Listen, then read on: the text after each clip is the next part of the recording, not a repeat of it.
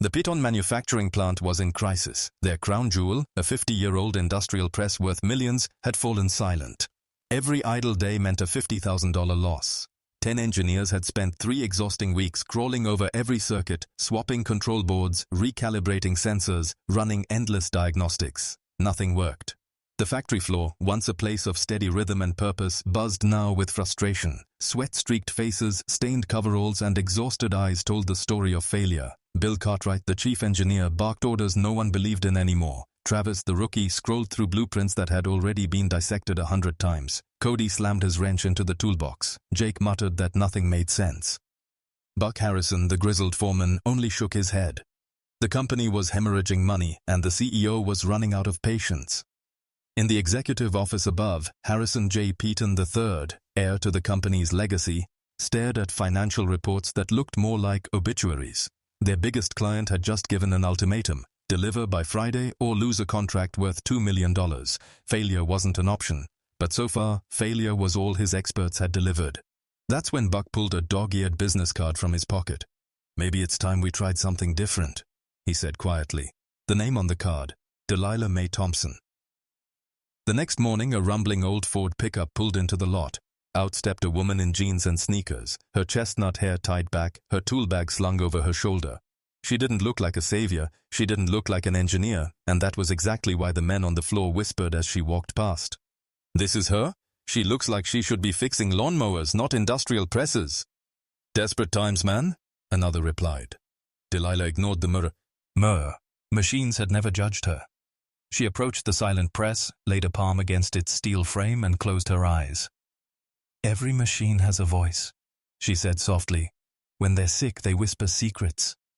The engineers handed her diagnostic logs, schematics, spreadsheets. She waved them away. Instead, she crawled along the base with a small mirror and a trouble light. Within minutes, her sharp green eyes found what weeks of diagnostics hadn't: a hairline crack in the foundation, nearly invisible beneath layers of paint and grime. "This isn't an electrical failure," she explained. "It's foundation fatigue. 50 years of pressure shifted this machine just a fraction of an inch.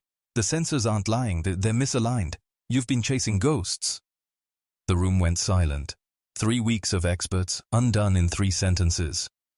Bill protested. "But fixing the foundation means tearing up the floor. That'll take weeks." Delilah only smiled. "Who said anything about tearing it up?" From her truck, she pulled a hydraulic jack and a set of steel shims. The engineers stared in disbelief. Could something so simple solve what their advanced equipment couldn't? "Not the whole press," she assured them, sliding the jack beneath a mounting point. "Just a little nudge, like fitting shoes that actually match your feet." She pumped the handle, watching chalk marks she'd drawn on the steel. With the precision of a watchmaker, she shifted the massive press by fractions of an inch. Then she slid the shims into place. Permanent supports, subtle but strong. "Cody, hit the switch," she said. The press roared back to life. Gone was the grinding struggle. Instead, it purred. Steady, smooth, powerful. Error codes vanished from screens. Warning lights faded to green. For the first time in weeks, the machine sounded alive. The men could only stare. 3 weeks, 10 engineers, and she fixed it in under 2 hours, Buck muttered. "Hour and 47 minutes, Delilah corrected with a grin. Word spread fast. Harrison Peton himself rushed to the floor, stunned by the sight of his press running flawlessly. He shook her hand on the spot. "Miss Thompson, we need to talk."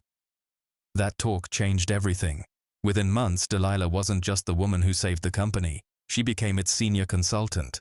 She taught the engineers how to blend textbook knowledge with real-world instinct, how to listen to machines instead of just reading their sensors. Downtime plummeted. Production soared. The culture shifted from competition to collaboration. One day, Peton walked into her glass-walled office with a new proposal. Other companies had heard about her miracle fix. They wanted her help too. "How would you like to lead a consulting division?" he asked.